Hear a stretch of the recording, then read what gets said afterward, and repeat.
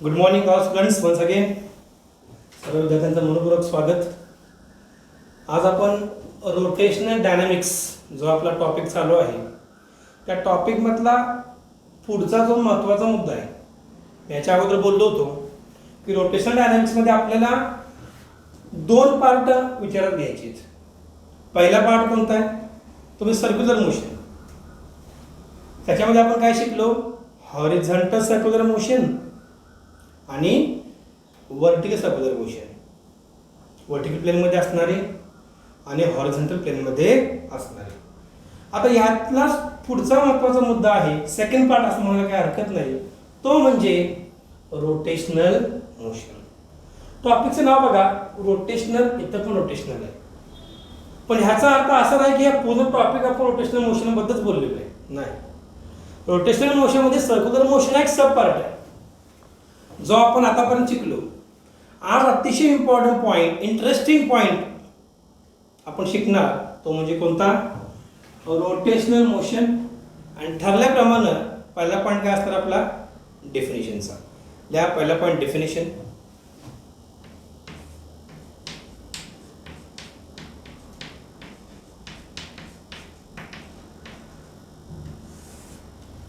काय याचा अर्थ आहे rotational मोशनचा? It is a motion in which, motion in which, ये गति आहे. Motion in which all particles of the body, all particles of a body rotate, all particles of a body rotate along different concentric circles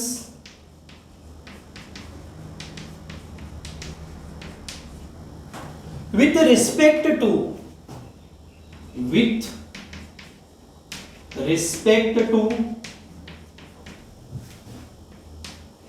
या with respect टूला आपण अगदी शब्द वापरू शकतो. About, कंसातल्या about म्हणजे च्या भोवती, कोणाच्या भोवती किंवा कोणाच्या संदर्भानं, विथ रिस्पेक्ट टू किंवा about a fixed axis.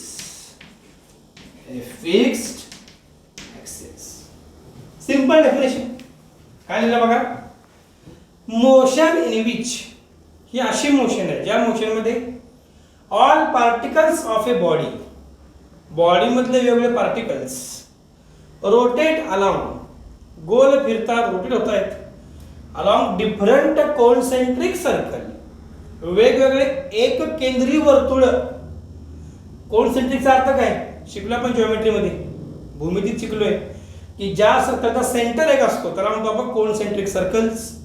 With respect to or about a fixed axis, such a motion is called as rotational motion. अशा मोशनला काय म्हणायचं? Rotational motion. पुढचा मुद्दा लिहा, डायग्राम.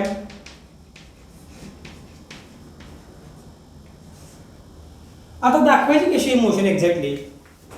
ज्या पद्धतीने आपण दाखवतो diagram of circular motion, same motion दाखवायचे. इथं बोर्डकडे बघायचं आहे. धरून चाला एक फिक्स पॉइंट आहे आपल्या जवळ, तर आपण सी म्हणूया. एक कर्व ड्रॉ करूया, साधा कर्व ड्रॉ करू, सिंपल कर्व दिसतो ना हा कर्व. नाव देऊया A B. Let us imagine आपला पार्टिकल जो आहे हा ए पोझिशन जवळ आलेला आहे, हा ए पासून बी कडे आलाय, म्हणजे खूप मोशन कशी आहे? Anti clockwise. तर असं समजूया की पार्टिकल ए पासून बी कडे आला, पण त्यासोबत there are bunch of particles. बरोबर नाही? हा एक it is a solid object असं विचारात करा, किंवा हे डिस्क आहे, 1/4 part of disc we can say. तर हा एक पार्टिकल आहे, ह्याला P1 म्हणतो मी, ह्याला P2 म्हणतो, ह्याला P3 म्हणतो. म्हणजे असे वेगवेगळे पार्टिकल एकाच सेंटरच्या भोवती फिरतायत. तर ह्या केसला काय म्हणतो आपण? Rotational motion. आता काय म्हणायचं? Rotational motion. सिंपल डायग्राम आहे, ड्रॉ करायचे. सेकंड पॉइंट मध्ये आपण सांगितलं रोटेशनल मोशन एक्झॅक्टली कशा प्रकारे घडणार आहे. आता पुढचा मुद्दा असा राहतो की रोटेशनल मोशन मध्ये काय रेजिस्टन्स असतो का हो? Is any resistance to the body which is rotating. Best example घेऊया आपण. एखादी डिस्क आहे, डिस्क आपल्याला सगळ्यांना माहिती आहे डिस्क असते बघा. या डिस्कला आपण पकडलं आणि असं गोल फिरवलं, डिस्क गोल फिरते. कशाचं एक्झाम्पल आहे? Rotational motion. गाडीचं टायर घ्या, व्हेकल, गाडीचं चाक, विच मोशन? Rotational motion. या प्रत्येक केसमध्ये डे टू डे लाईफचे बरेच एक्झाम्पल्स आपण बघू शकतो. कशामध्ये? In case of rotational motion. परंतु बऱ्याच वेळा असं आढळतं बघा आपल्याला की जेव्हा एखादा ऑब्जेक्ट गोल फिरत असतो, काही वेळानंतर त्याचं गोल फिरणं जे आहे, ती मोशन जी आहे रोटेशन मोशन थांबते. थोड्या वेळ फिरणार ते गोल. It is going to rotate for some time. After some time it is going to stop. किंवा एखादा ऑब्जेक्ट स्थिर असेल, एखादी बॉडी स्थिर असेल, त्याला फोर्स बी लावला तर त्याला वेळ लागतो लगेच मोशन प्राप्त करायला. आपण उदाहरण घेऊया, पंख्याचं उदाहरण घेऊया. फॅन. आपण फॅन जेव्हा ऑन करतो तेव्हा लगेच तो गोल जोरात फिरत नाही. It will take some time to get certain speed. ह्याचा अर्थ असा आहे की there is a resistance in a body which is under which motion? Rotational motion. आणि त्या रेजिस्टन्सला म्हणतात मुवमेंट ऑफ इनर्शिया. मला काय म्हणतात? Movement of inertia. जो आपला महत्वाचा पुढचा मुद्दा आहे. कशामधला? रोटेशनल मोशन मधला. हेडिंग द्या सेम आर्टिकल मध्ये. थर्ड पॉइंट टाका, movement of inertia.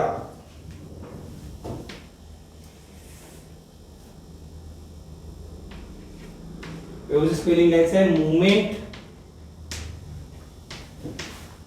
Of inertia. Symbol आहे कंसामध्ये कॅपिटल आय. काय सिंबॉल आहे याचा? Capital I. आता मुवमेंट ऑफ इनर्शिया म्हणजे काय हो? आधीच सांगितलंय की there is a resistance. There is a what? Resistance.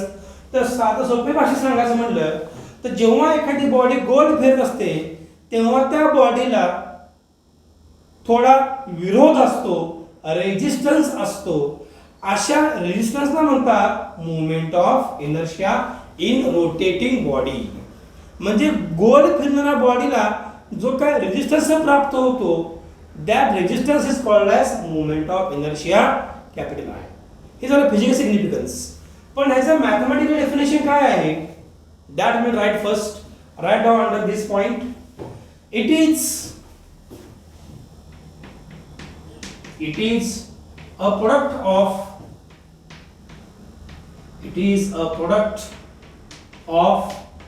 mass of particle of a body. काय म्हटलं बघा? It is a product of mass of particle of a body and perpendicular distance व्यवस्थित लिहा. and perpendicular distance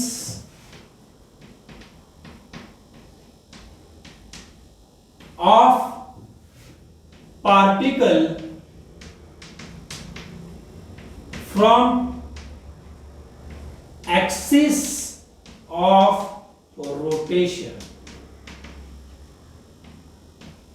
काय म्हणलं बघा? It is a product of. हा काय आहे? गुणाकार आहे. कशाचा? व्यवस्थित जायचं आहे, पण नीट समजून घ्या. It is a product of. कशाचा गुणाकार आहे? Mass of A particle of a body. एक आपण पार्टिकल विचारात घेऊया बॉडी मधला. इकडे बघा डायग्राममध्ये बघा, इथं आपण दाखवले बघा पार्टिकल. या पार्टिकलचं काय तर मास म्हणूया आपण. या पार्टिकलचं मास आणि काय म्हणलं आपण? And perpendicular distance of particle from axis of rotation. पार्टिकलचा मास आणि त्या पार्टिकलचं अंतर कुणापासूनचं? ॲक्सिस पासूनचं. ह्या दोघांचा प्रोडक्ट घ्या, स्क्वेअर करा, that will give you moment of inertia of that particle about given axis. आपण एक सिंपल डायग्राम काढूया. बघा डायग्राममध्ये, लुक ॲट हियर, डायग्रामकडे बघा. If I show a simple diagram, हमने यहाँ पर एक सर्कल ड्रॉ किया है. What exactly it represents? It represent, let us say disc आहे, डिस्क. डायग्रामकडे बघा, सेंटर सी मानूया आपण. आता एक डिस्क विचारात घेतले, त्यातून एक पार्टिकल विचारात घेऊया आपण, जो आहे circumference whole. Let us say mass of particle is capital M. आणि ही डिस्क जी आहे एका ऍक्सिस भोवती फिरते. तो ऍक्सिस दाखवते मी. Look at the diagram.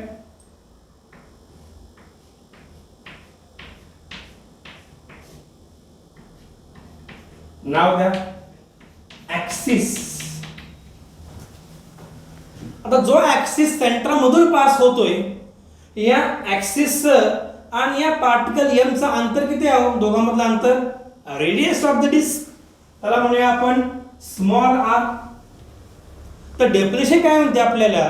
मी जर म्हणलं की या पार्टिकल एम चा एम आय किती असेल, मोमेंट ऑफ इनर्शिया किती असेल, तर डेफिनेशन वापरा. I represent capital I equal to, आधी सांगितलं सिम्बॉल काय आपला, capital I. Capital I equal to what? Mass of the particle. काय मास म्हणले बघा इथं, एम. आणि या पार्टिकलचं अंतर काय ऍक्सिस पासूनचं, आर. आता स्क्वेअर करा, म्हणजे काय मिळालं, एम आर स्क्वेअर. कळालं का? We got a simple formula of what? Moment of inertia. म्हणजे हा प्रोडक्ट आहे कशाचा? मासचा. कोणत्या मासचा? ज्या मासचा मला एम आय काढायचा आहे त्या मासचा. त्याचा अंतर मोजा ऍक्सिस पासूनचं. किती अंतर आहे डायग्राम मध्ये दाखवले बघा, R. I equal to M R square. ठरल्याप्रमाणे युनिट काढा. सांगा आता एस आय युनिट काय असणार? S I unit of M I, that is moment of inertia. Simple किमती ज्या दिलेल्या आहेत फॉर्म्युल्यामध्ये, जे टर्म्स आहेत त्यांचे फक्त युनिट्स लिहा. मास युनिट काय असते? किलोग्रॅम. बरोबर आहे ना? आणि याचं आरचं युनिट काय असणार? मीटर. स्क्वेअर म्हणून काय येणार? KG metre square. What is S I unit of M I of the body? I can say kilogram metre square. What are dimensions? Dimension काढूया त्याचे. दाखवा डायमेन्शन ऑफ आय. हे सिम्बॉल आहे, लक्षात ठेवा. डायमेन्शन लिहायचा सिंपल मेथड आहे, square bracket. काय नाव सांगा? In square bracket.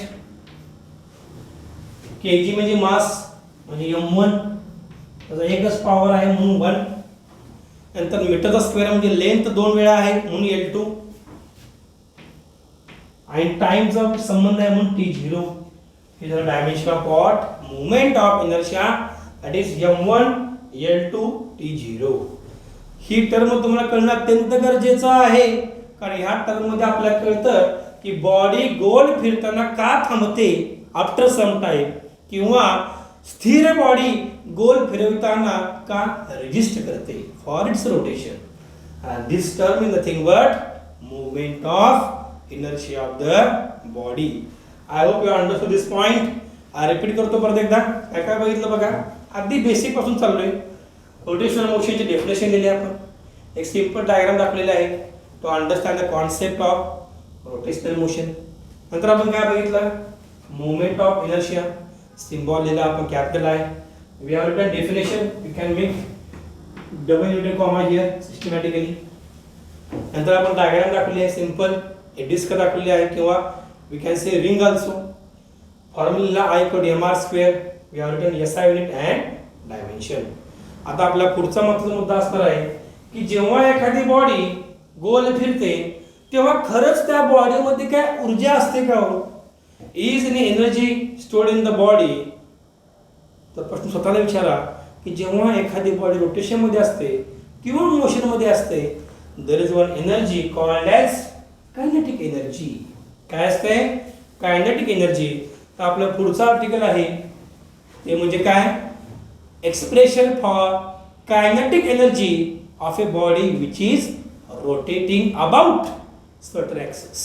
ओके, तर ह्यातला पुढचा मुद्दा आपण लिहिणार आहे. हेडिंग द्या next point. The heading expression for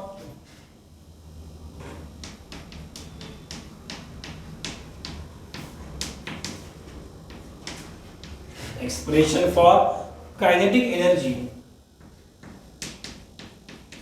of rotating body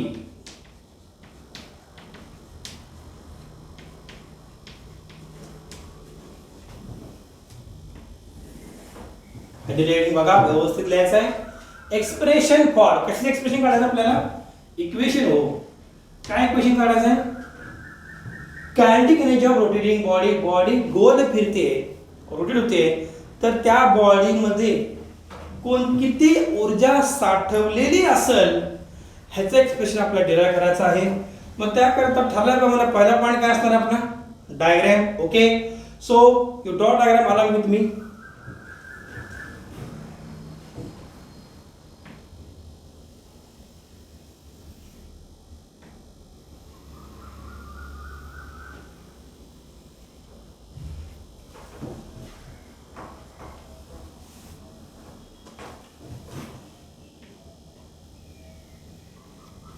So we have shown a simple diagram. We have shown one ring, or we can consider a disc आहे. Disc दाखवूया सेंटर डिस्कचा.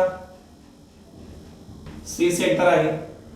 तर असं इमॅजिन करूया की disk जे आहे ना, disk म्हणजे भरीव असते, लक्षात ठेवा. It is not a hollow. तर ही डिस्क आपण इमॅजिन करूया की एका ऍक्सिस भोवती फिरते.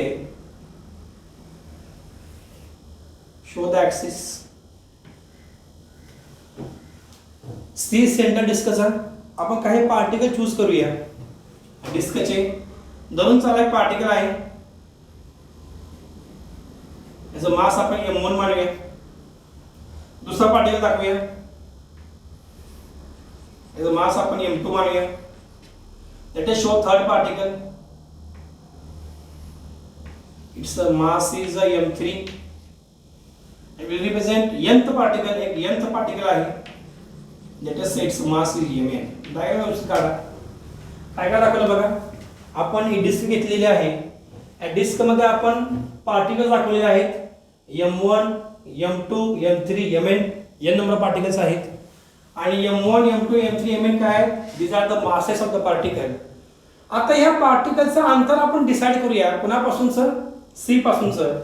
धरून चला या m1 मास असणाऱ्या पार्टिकलचं अंतर सी पासूनचं आहे r1. व्यवस्थित लिहा r1. त्या पद्धतीने सांगा m2 चा अंतर किती आहे? Let us denote r2. नंतर दाखवूया m3 पार्टिकल मास असणाऱ्या पार्टिकलचं अंतर किती आहे? Let us denote r3. Similarly for mnth mass right rn. आपण असं काही नियम नाही, तुम्ही कितीही पार्टिकल दाखवू शकता, पण आय सजेस्ट साधारण 2-3 पार्टिकल दाखवा आणि सगळ्यात शेवटचं nth पार्टिकल रिप्रेझेंट करा. That is very easy to understand. आता डायरेक्शन डिसाइड करा. हा बॉडी जी आहे, ही बॉडी किंवा हे पार्टिकल्स कशी फिरणार आहेत? We have only 2 options, either clockwise और अँटी क्लॉकवाइज. आपण इमॅजिन करूया, let the particle is rotating anticlockwise direction और the body is rotating in anticlockwise direction. दाखवा.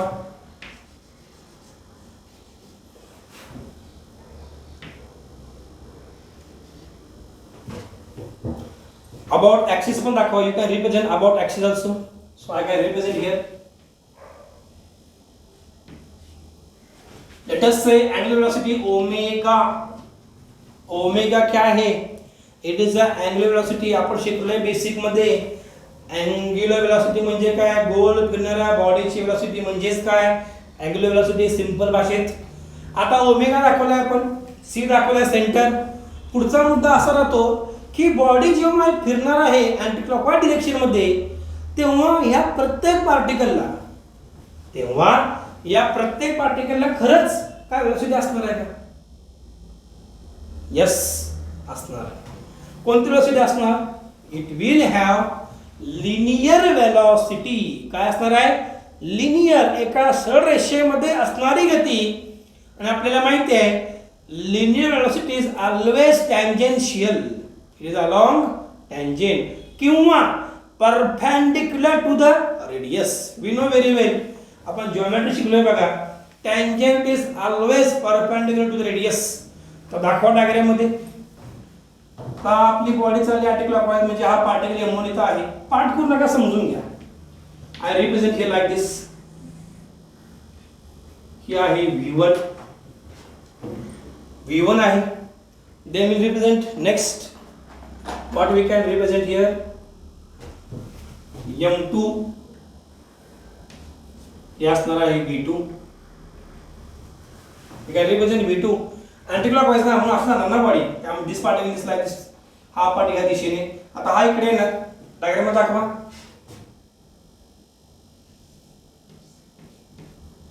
हा काय असणार आहे? V3. अभी दिखाओ mnth particle. Obviously like this. This will be Vn. Diagram व्यवस्थित ड्रॉ करा. काय म्हटलं बघा आपण? V2, V1, V3, Vn.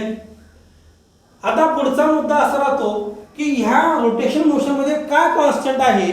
तो याद रखने का, लक्षात ठेवायचं की आपल्याला ओमेगा ठेवायचा आहे कॉन्स्टंट. काय ठेवायचं? Constant omega. कारण इथं कंडिशन टाकली आपण की जेव्हा बॉडी रोटेट होणार आहे तेव्हा आपण अँग्युलर वेलोसिटी जी आहे प्रत्येक पार्टिकलची समान आहे असं ॲज्युम करतोय. त्यामुळे expression for K of the rotating body with the constant angular velocity हे बाय डिफॉल्ट असणार आहे. वेगळं लिहायची गरज नाहीये, पण आपल्याला समजून घेण्याकरिता लिहिलंय आपण ओमेगा इक्वल टू कॉन्स्टंट. समज में आ रहा है क्या? डायग्राम झाल्यानंतर आपला पुढचा मुद्दा असणार आहे स्टेप बाय स्टेप डेरिवेशन. ल्या नेक्स्ट पॉइंट टाका.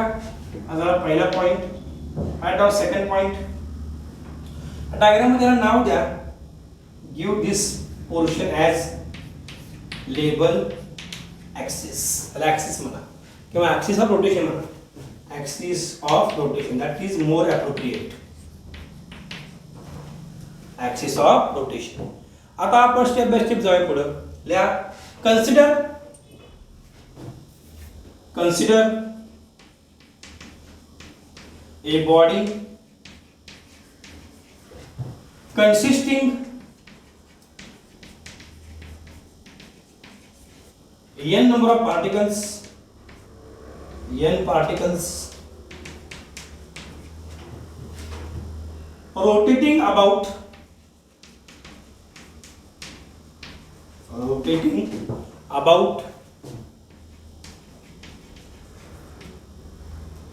a fixed axis with a constant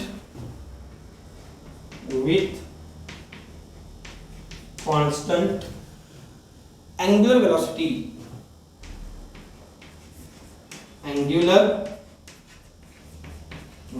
आपण काय ठेवले कॉन्स्टंट हो? We have kept omega constant, so write in bracket omega. Full stop. काय लिहिलं बघा आपण? Consider a body, वर दाखवलं डायग्राम मध्ये, a body consisting of, त्याच्यामध्ये आहेत असा अर्थ होतो याचा, n particles rotating about a fixed axis with a constant angular velocity omega. Okay? The next point टाका. We know that, right? We know that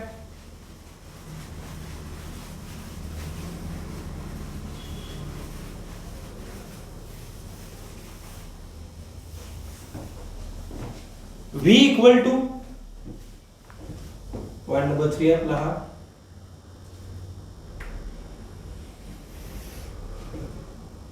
point number 3 V equal to general formula है V चा R omega. What is V equal to what? R omega is the general formula.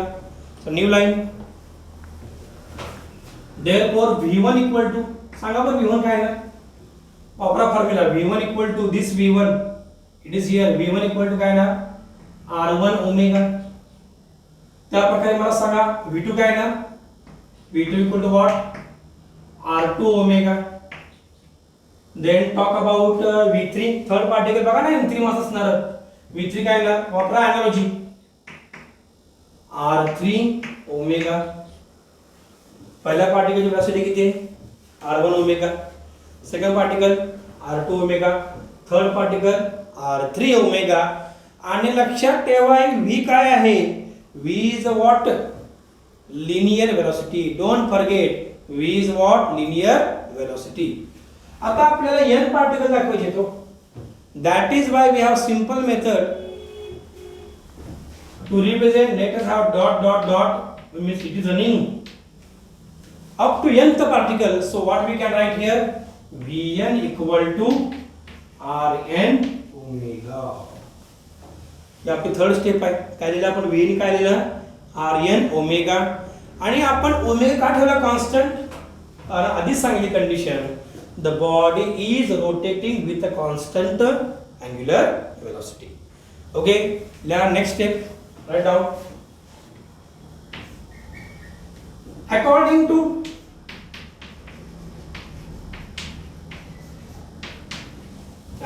to definition of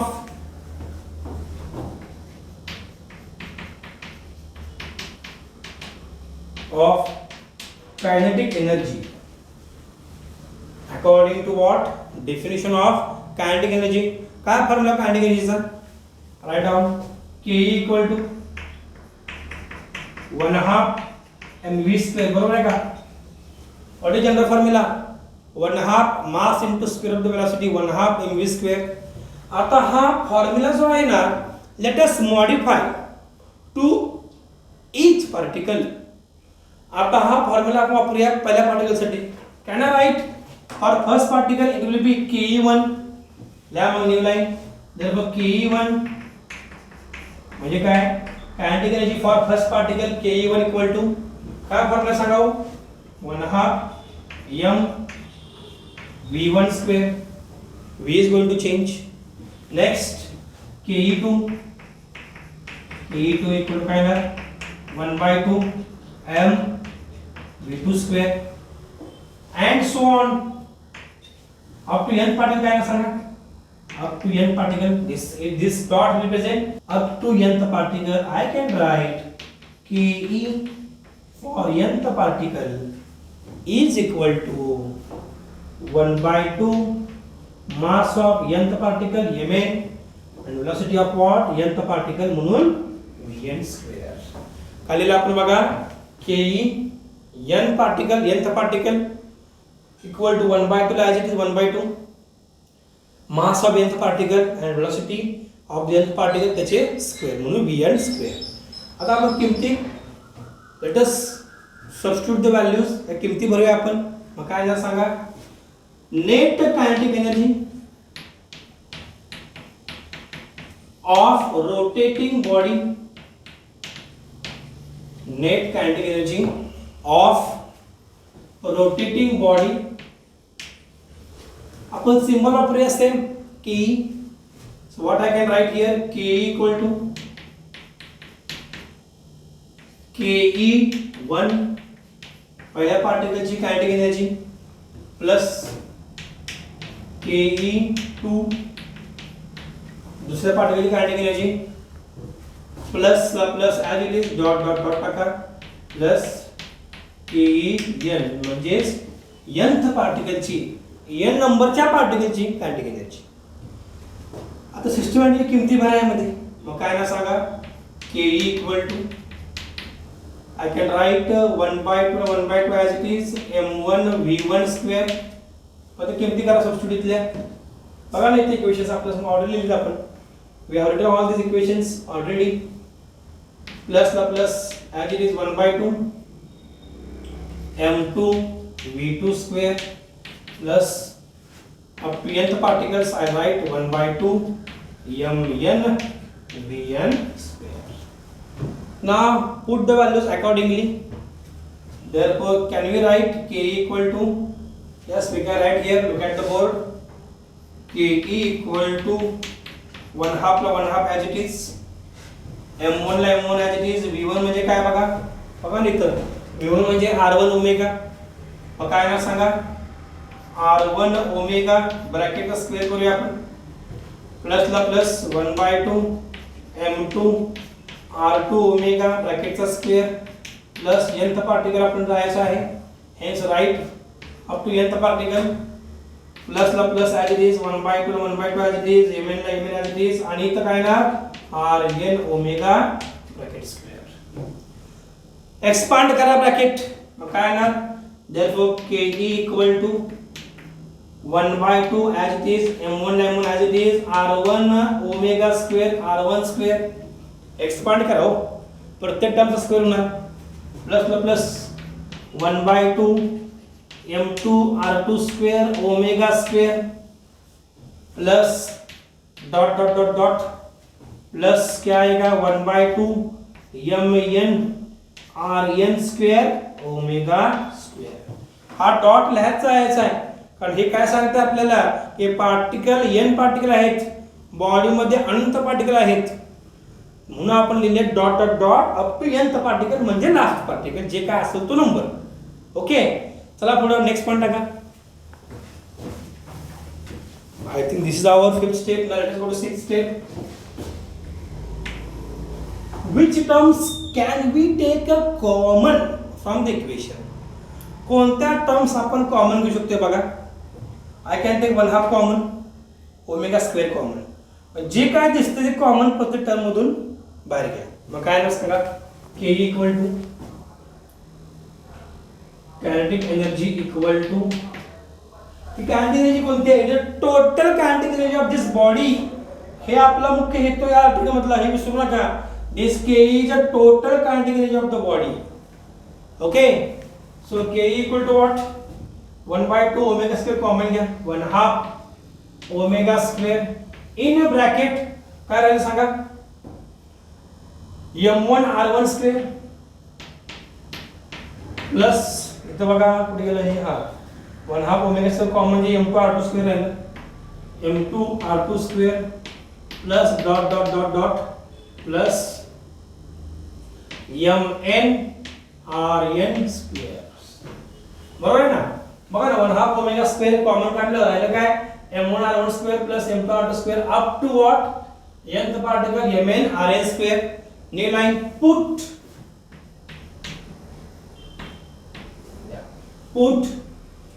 m1 r1 square plus m2 r2 square plus dot dot dot plus mn rn square equal to summation of symbol बघा हा symbol आहे मॅथमेटिक्स मधला summation of what मास आणि r चा square यांचा आपण प्रत्येक वेळी ऍडिशन करत गेलो बघा this is symbol of addition summation of how many particle nth particle आहेत n पार्टिकल बॉडी मध्ये so I can write summation of m आणि r चा स्क्वेअर आहे म्हणून mr स्क्वेअर लिहिले आता आपण जरा स्पेसिफाय करूया आपण हा जो सफिक्स आहे 1 1 2 2 त्याला आपण जनरल टर्म टाकूया आपण काय लिहिलं will write general term hence I represent here mi ri square काय म्हटलं mi ri square summation of mi ri square आणि इथं i ची व्हॅल्यू बघा आय एम टेलिंग i ची value running from 1 to n हे असं लिहायचं it represents mi ri square summation of mi ri square ज्याच्यामध्ये i ची व्हॅल्यू एकापासून n पर्यंत रन होते म्हणजे एकापासून n पार्टिकल पर्यंत जाणार आहे बरोबर आहे का that is why I have done this symbol आणि ह्यालाच म्हणतात equal to what movement of inertia i ह्यालाच काय म्हणतात movement of inertia of the body जे ऑलरेडी आपण शिकलेलो आहे मग काय ना सांगा that is why I can write substitute this value ke equal to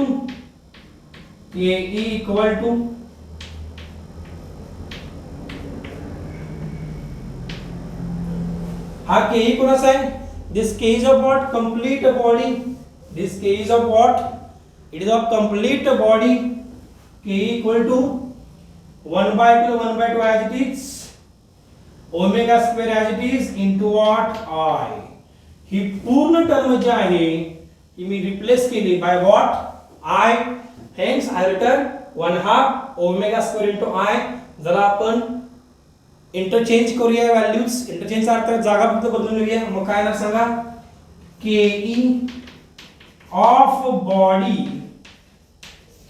is equal to 1/2 I omega square.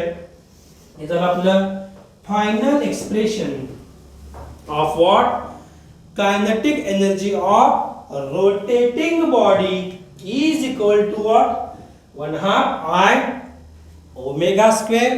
ज्याच्यामध्ये I काय आहे, I represents moment of inertia of the body, omega represent angular velocity of the rotating body, आणि omega कसा आहे, constant आहे, हे विसरू नका.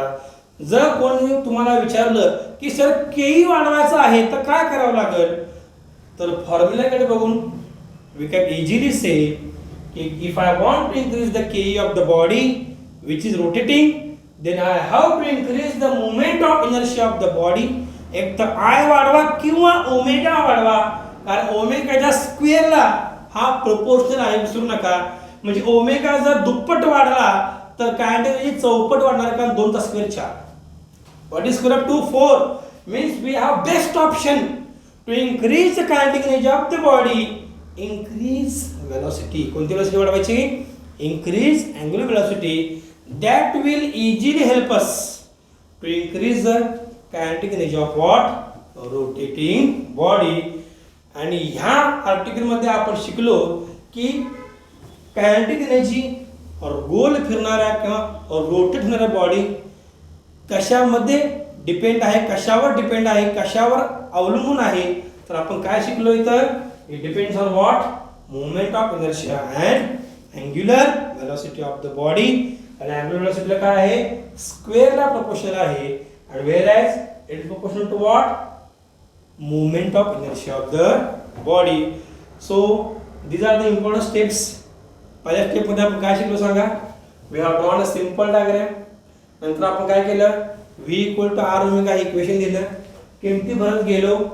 नंतर आपण काय केलं, सबस्टिट्यूट केली व्हॅल्यू कशाची, मोमेंट ऑफ इनर्शियाची. मोमेंट ऑफ इनर्शिया म्हणजे काय, प्रोडक्ट ऑफ व्हॉट, मास आणि अंतराचा स्क्वेअर म्हणजे mr स्क्वेअर. ह्याचा वापर आपण केला definition of moment of inertia. आणि याच्या सहाय्याने आपण डिराइव्ह केलं final equation K of the body equal to what, 1/2 I omega square.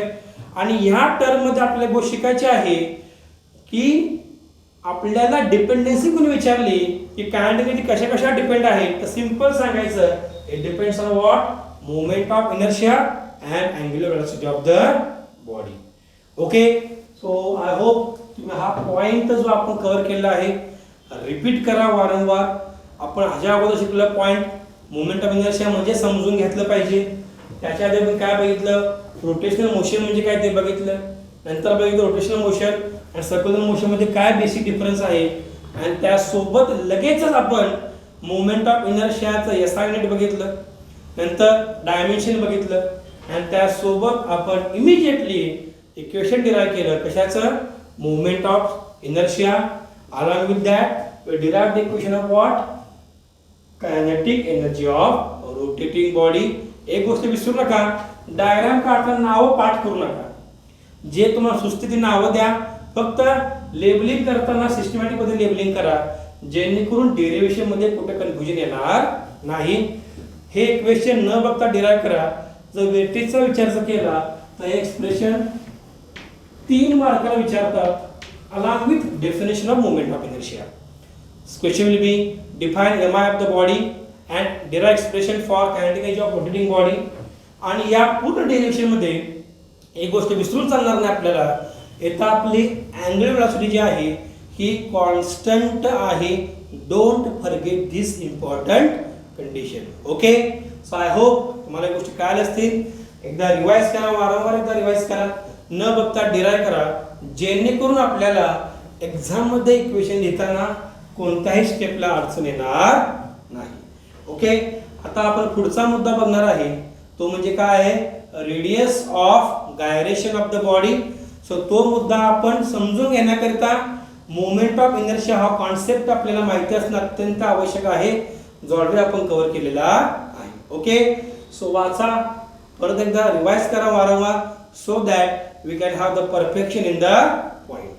Okay, अजून एक गोष्ट सांगायची आहे की इक्वेशन डिराइव्ह करताना हे डॉट जे दिलेले आहेत, that is nth particle up to nth particle, हे विसरू नका.